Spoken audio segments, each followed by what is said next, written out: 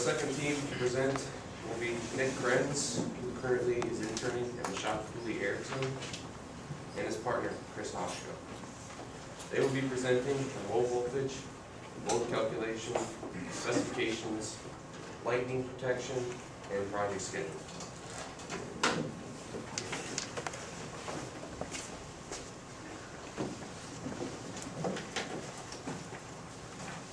Morning, I'm Chris Hoshko. I'll be starting on our methods of load calculations.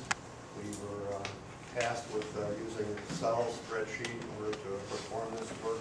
Some of us got a little carried away, mainly me, and we want to proceed. So our project was to create the calculations applying NEC Article 220. We created a load input and assignment tab so we could take the details from the specifications we received and get them into a spreadsheet. We added another spreadsheet to take this data and compute the various loads based on different inputs we received. We then derived a summary of this information so we could create our service entrance requirements. And then we produced service entry calculations and various calculations for sizing equipment, panels, bus ducts, things of that nature. The sheet we did used a occupancy value here and some basic inputs required by the code regarding square footage for minimum lighting, receptacle, loads, signs, things of that nature. Then we did some real counts on multi-outlet receptacles and true inputs for the lighting as designed using visual. Then it was basically a matter of copying and pasting the data from our scope requirements down here, assigning numbers to each of the equipment types, and many of these had different values, whether we were given horsepower, VA, watts, what have you. Those were assigned into the sheet. We also assigned types to this equipment, be it motor, receptacle, or other, whether they're non-coincidental loads, whether they're continuous loads, and I hope you can read some of this stuff. I can't. So. We gave each one of these things a panel assignment as well as a note regarding neutral values. So this was all the input that was done for the project. Then we worked some calculations that would convert horsepower to volt amps, footage on receptacle outlets into volt amps. Some of these required doing the lookups, full load amps, amp values, or what have you for horsepower ratings. And bottom line is we had volt amp calculations for each of the inputs we received, current calculations based on these inputs. So it was an automatic process. There was a fair amount of design that went into this. Output, we went through based on our instruction to produce a summary for the load service entry calculation following Article 220. And I'm not going to go on each detail. Bottom line is we came up with approximately 4,000 amp requirement. You'll notice coincidental loads are vacant. There was a gas boiler, so there was really nothing to negotiate between heating versus air conditioning. The air conditioning equipment, air handling equipment was all included in motor loads. The sheet then produced, there's a lot of things that are not here on the side, but the production part was documents that told us panel ratings. The developed would calculate the required parallel sets, bonding jumpers, grounding electrode, raceway size. And this is somewhat iterative, but we produce this for each sheet entry plus each panel that we had and that we had. Mechanical panels, gears.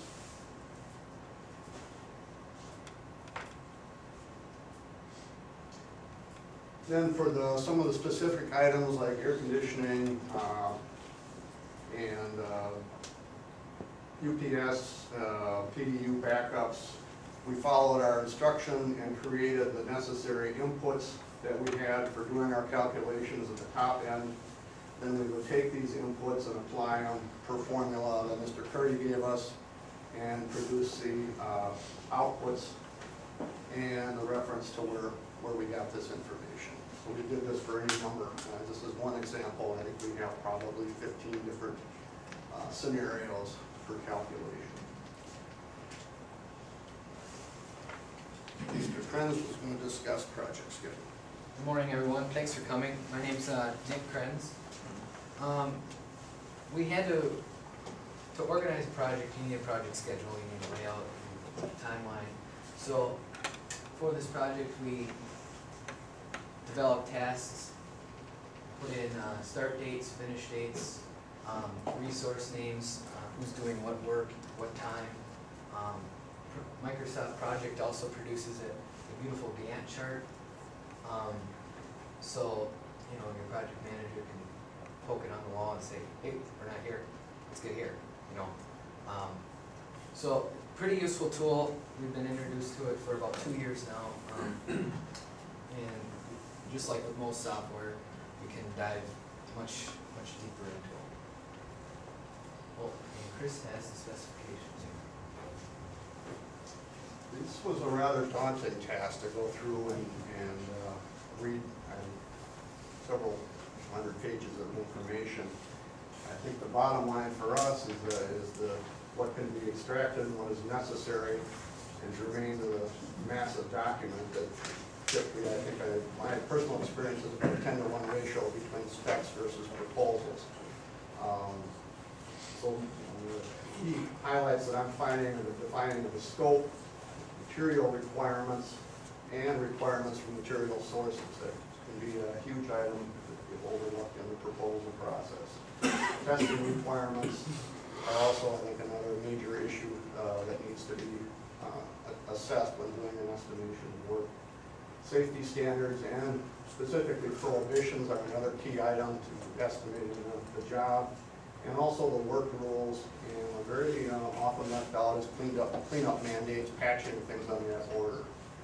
And I think that's what I took from going through the document, and I think next time I'll just read one in piece, so it goes a little faster.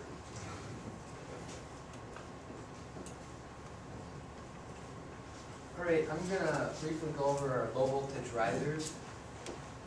This was the fire alarm riser with a fire alarm control panel located next to the security panel in a closed cabinet.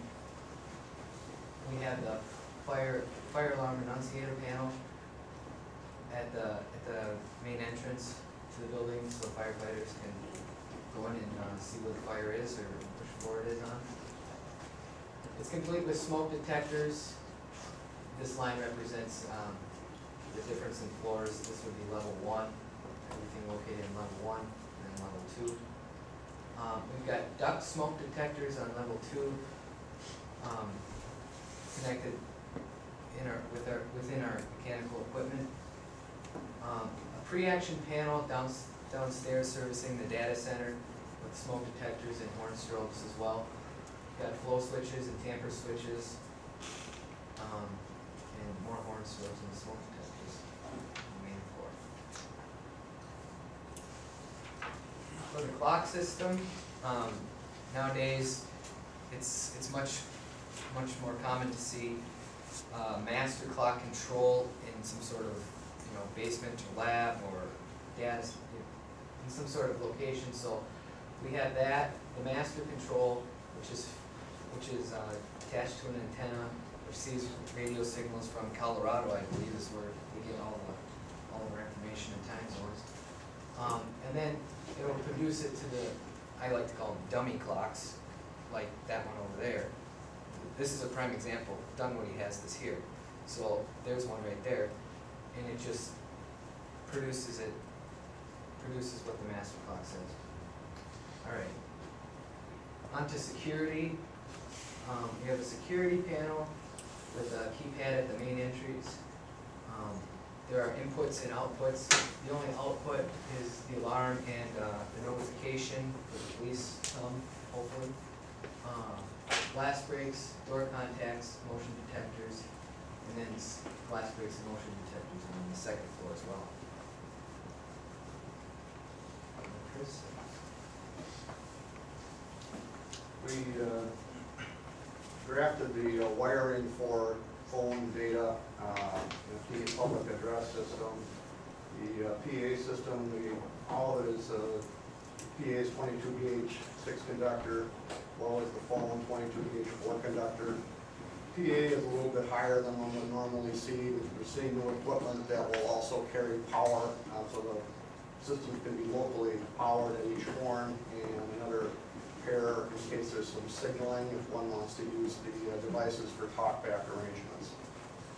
Phone 22 gauge 4 conductor is very, very standard for industry standard sets. Most of them generally use single pair at this point. All the data was planned for class 5, and then we put a dedicated circuit in. We drafted and placed the locations for all of the speakers, telephone, and data. We have a bus duct system arranged to carry all the low voltage wiring and place it in the appropriate places within the building. Just to review a few cut sheets, our fire alarm control panel, we use Intellinite, their product. For security, we gathered a few cut sheets about motion detectors, door contacts, window contacts. Just no particular manufacturer there. For the clock system, decided to go with American Time and Signal Company. We're providing digital clocks in our manufacturing facility. This is obviously an analog clock, but they also provided digital. We also have lightning protection. Thompson Lightning came in and gave us a great presentation on how to protect your building from lightning strikes. So we read through the requirements, and approximately every 20 feet, a lightning arrestor should be placed. And then every 100 feet, they should be buried into the ground with a 10-foot copper ground rod, which is about a ½ inch in diameter. Each lightning arrestor or lightning rod, same name, is about 12 inches, and they make them on springs, so you can keep some of your window washers alive, and also they're not as pointy anymore. You can get them rounded up so people can stay alive on the roof. We also had some details, like Phil kind of went over, lightning details of where they would bond and mount and everything to this particular building. And then some more, that's an exhaust fan right there. Also, this was at Allianz, just along the way here. We were on a field trip. There was a storm coming, and we were on the roof, and I wasn't sure if the lightning rods were going to save us or if we were going to be.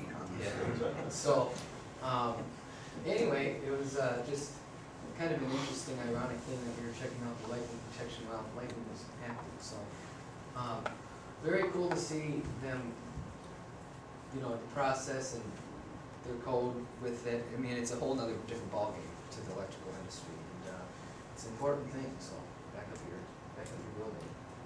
And this is provided by Phil, who went over Navis and Revit, some of the BIM modeling. This is kind of what the arrestor looks like.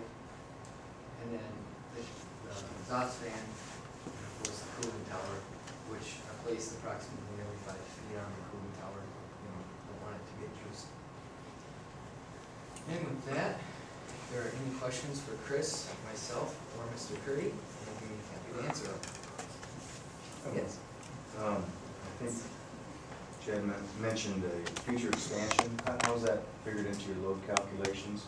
I forget the percentage. Was it 20% or? I believe it was 25%, and Yeah, there was a multiplier as an input to any of the side of the requirements. And then that was, how was the plan to distribute that in the future out of the MDP? That might be team 3, I apologize, but. This would address, if you, the last slide we had was a sample of calculating a specific size. That's another place where there can be a multiplier. If we, on the UPS data, we got a 1.25 efficiency rating. Okay. One can bump that up or down to adjust for future needs and then document that specific calculation. Thank you. And we do have some open slots in our switchgear too. Sure. For that future expansion. When you sized the service entrance conductors and the feeders coming in from the generator, did you consider any derating for mutual heating because those are underground duct bank installations? Or did you size them similarly to the way you would if they were regular We were concrete inside the building? using paralleling 3 conductors in each pipe. The extent that that's incorrect, I apologize for. It's just assuming that we made PVC 80 and to answer your question, no. That's why we thought we were doing it for oil. Well, there actually are different opinions as to whether that's incorrect or not. Yeah, I was just curious which way you were going. That was our No Nair McGrath calculation. We tried to get the AMP calc, I think they changed their name now. Oh, The Yeah, you AMP calc can't that do we it. used to use at the lobby back, I think they changed their name. Yeah. We tried to get them to give us the copy, but we were not successful yet, but we will be using AMP calcs. we can use ETAP.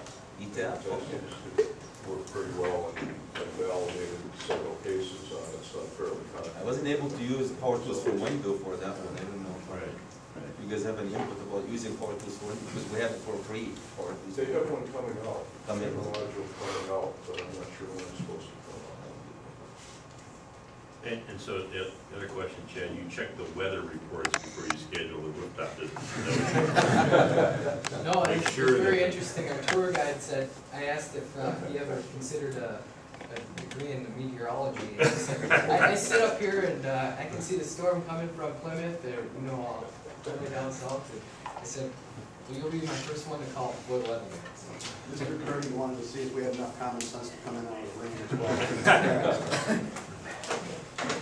Any more questions? Thank you, everyone.